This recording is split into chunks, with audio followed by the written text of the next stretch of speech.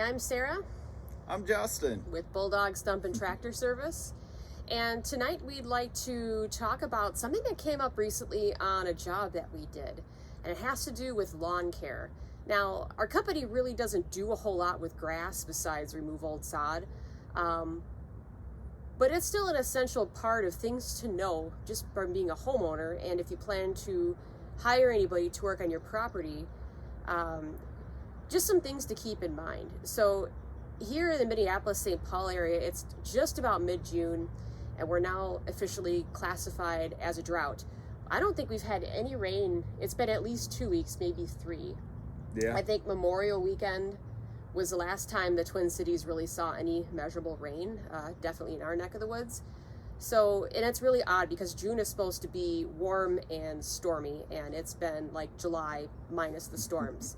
And it's been taking a toll just about on everything, including your lawn. Very much so. And part of where Sarah was going with this is if you hire a company to come out and operate equipment on a lawn, there's a few things that you can do to make sure that your lawn is as healthy as possible for when they do have to operate machines on your lawn. Right now, with it being so hot and dry, any amount of stress on your grass can kill it. If you're not watering all the time, and when it gets to be this dry, that's pretty much what it takes to leave your grass green.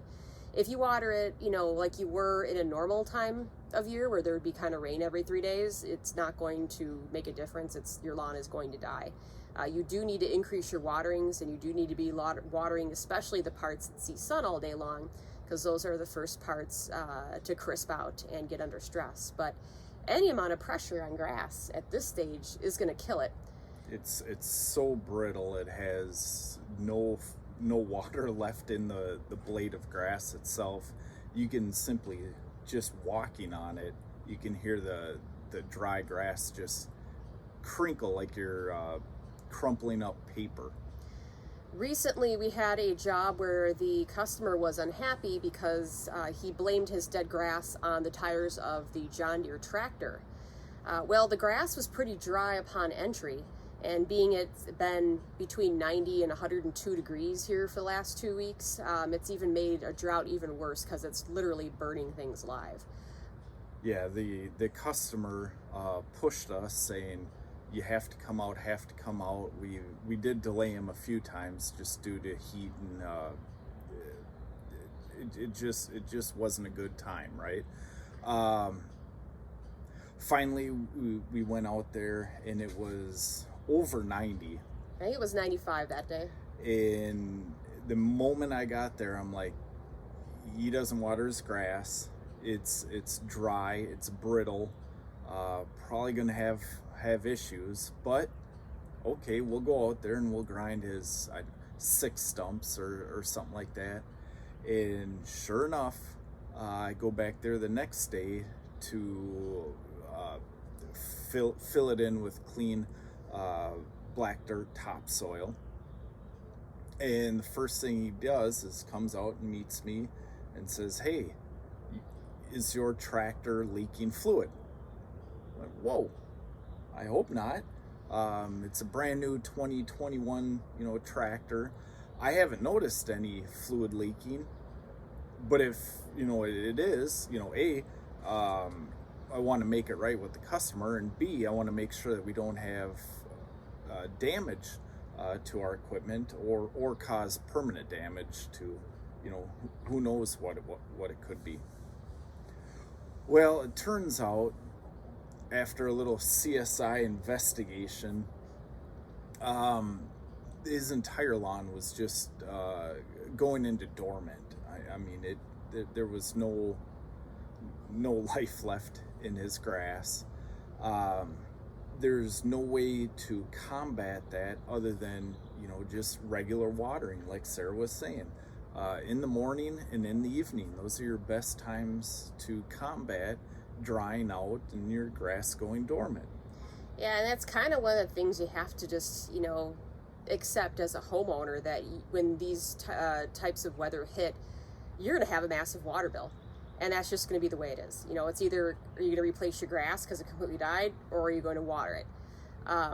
And you're going to have to do extra work, and that kind of sucks. But you know, it's kind of the part of, you know, having a home and making sure it's nice. So that's something to think about. If you ever have anybody hiring to come on your home, whether it's, you know, a crew of guys or a lawn service, or if it's a tractor service, or if you're having any other heavy equipment on your lawn. Any equipment, yeah. You really are going to want to make sure that you're watering several days before and after, so that the extra pressure and stress that it's going to withstand isn't going to affect the lawn and kill the grass. So as an example, we wanted to go around our yard and just show you some kind of crazy examples of how weak and just on edge the grass is right now due to this massive drought that we're having. Okay, so we're just going to show you a couple spots around our yard where just random mundane things have killed it because the grass is that dry. Hi. This I remember very well. This is where our dog Peterbilt came out, rolled on the grass, sunbathed for realistically about 12 minutes, and then went back in. That 12 minutes of simply just a dog rolling on a grass, what dogs normally do, you see the result. It stressed the grass.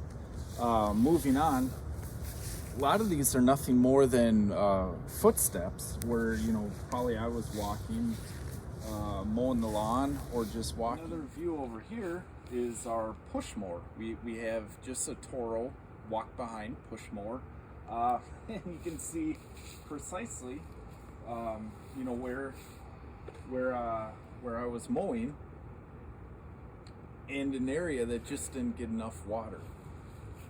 Moving on, you'll see more, you know, just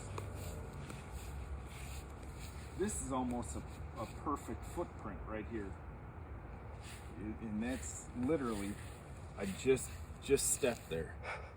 So this is the end of where I watered, and you can clearly see the tread pattern in the tire. You can also see that we have a sprinkler over here that we do try to wet down the area that before we drive on it. And you'll notice right through here is where we also drive, and there's no sign of damage to the grass, and that's a matter of, you know, 10 feet.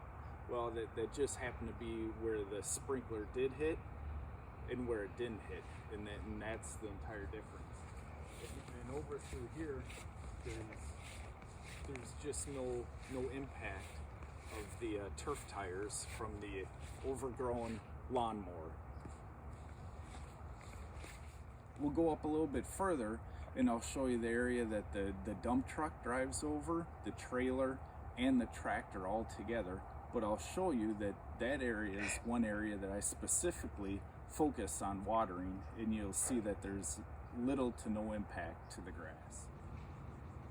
And here we have a high traffic area. Now this area gets driven over by the dump truck, the trailer, and tractor multiple times a week. This area is heavily watered as well as aerated to help combat the compaction.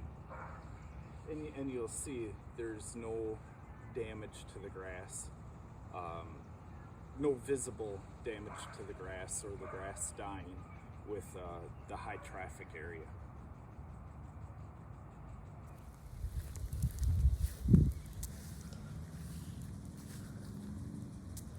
So remember, if you're going to hire somebody to come and work on your lawn, do your landscaping, or do your roof or whatever, if you're going to have a stampede on your grass, give it a fighting chance. Just give it a little bit of water, and you'd be surprised at how good it looks.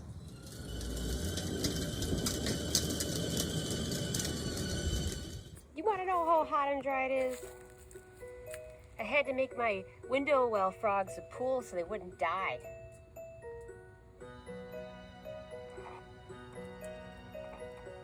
The kids named this one Ribbit.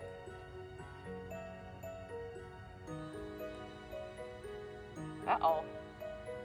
Oh, nope, still with us. Even my hosses are starting to die. And these things never die. Weeds. Nothing kills weeds besides Roundup, except Drought. Hello.